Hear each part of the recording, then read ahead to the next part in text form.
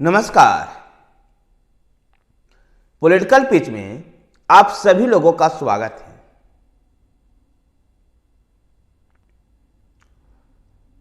लोकसभा चुनाव 2024 के मद्देनजर आज बात करते हैं महाराष्ट्र की राजनीति अखाड़ा की।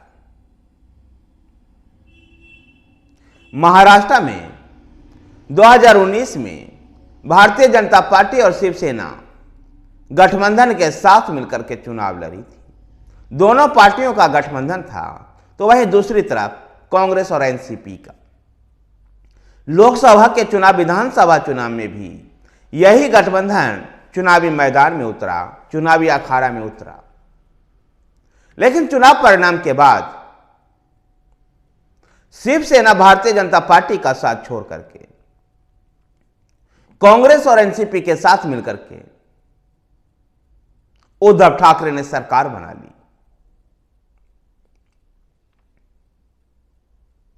महाराष्ट्र के इस अखाड़े में भारतीय जनता पार्टी भी हाथ पर हाथ धर करके नहीं बैठी रही, बल्कि राजनीतिक दांव पेच अपनाते हुए शिवसेना के एक धड़ा एकनाथ शिंदे के नेतृत्व में तोड़ करके महाराष्ट्र विकास आघाड़ी सरकार को गिरा दी और एकनाथ शिंदे के नेतृत्व में एनडीए की सरकार बना ली। इस एनडीए की सरकार में भारतीय जनता पार्टी के दिग्गज नेता देवेंद्र फडणवीस को डिप्टी सीएम बनाया गया। तो वही कुछ समय पश्चात एनसीपी का भी एक धड़ा शरद पवार के भतीजे अजित पवार के नेतृत्व में टूट करके इस सरकार के साथ, एनडीए सरकार के साथ आ गया। 2024 के लोकसभा चुनाव की लड़ाई में जहां एकनाथ शिंदे के नेतृत्व में शिवसेना का एक गुट, एनसीपी के अजित पवार के नेतृत्व में एक गुट भारतीय जनता पार्टी के साथ है, तो दूसरे तरफ उद्धव ठाकरे के नेतृत्व में शिवसेना का उद्धव गुट, शरद पवार के नेतृत्व में एनसीपी का गुट और कांग्रेस दूसरी तरफ है। ऐसे में दोनों ही विशेष करके विपक्षी गठबंधन में कांग्रेस जहां अधिक सीटों पर दावेदारी जता रही है, तो वहीं पर शिवसेना भी 23-24 सीटों पर दावेदारियां जता रही है।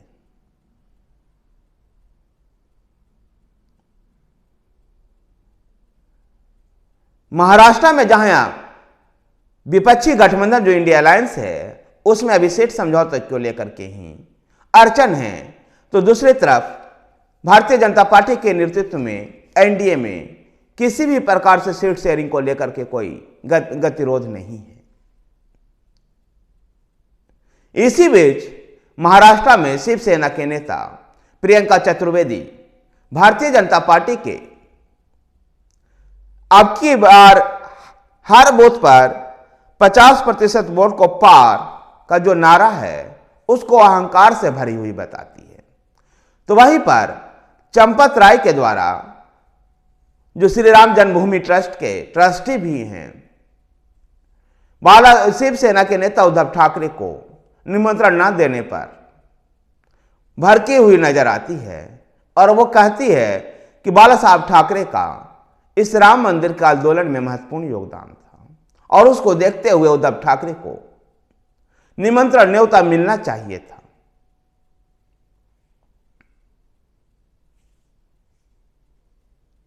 तो वहीं पर कांग्रेस के एक पूर्व एमएलए को बैंक फ्रॉड के मामले में जेल की सजा हुई है, जिसके पीछे पूरी तरह से शिवसेना का उद्धव गुट और एनसीपी गुट उनके पीछे खड़ा है।